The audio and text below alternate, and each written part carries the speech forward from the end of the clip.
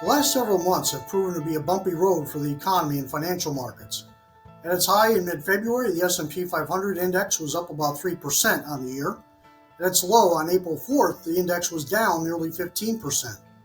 And while the S&P 500 index had largely recovered by the end of May from its earlier declines, the tariff situation remains dynamic and could yet cause further economic volatility and cloud the intermediate-term outlook.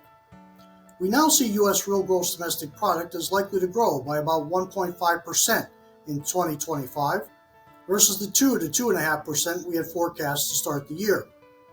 Additionally, some portion of the added cost of tariffs will very likely be passed along to consumers in the form of higher prices, thus boosting inflation once again. Currently, imported goods account for approximately 11% of U.S. consumption, and we believe inflation could rise to a level of nearly 4% by late in the second half.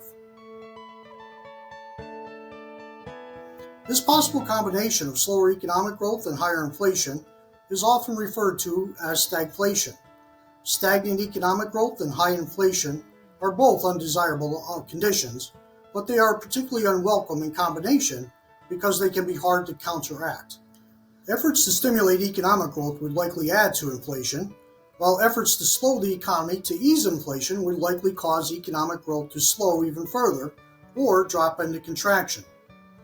The term stagflation can also be unsettling, given that it is most often used in reference to the 1970s, the time when the economy suffered 9 quarters of contraction, inflation reached over 12% as measured by the Consumer Price Index, and the unemployment rate stretched to 9% per the Labor Department.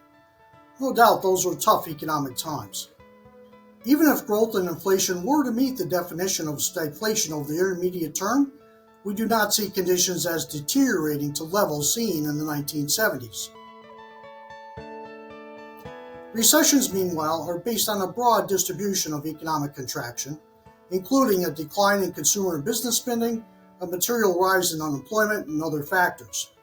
While business investment and consumer spending may both slow over the near term, we believe spending levels should remain positive overall. Although we believe tariff-related uncertainty is likely to remain a disruptive economic issue, we do not see a recession as likely over the intermediate term. While the situation is unlikely to follow a smooth path to resolution, we believe relatively moderate tariffs will ultimately be implemented, and their perceived economic risk should ease over the next few quarters. Generally speaking, we still see consumer and corporate balance sheets as being healthy enough as to be supportive of economic growth.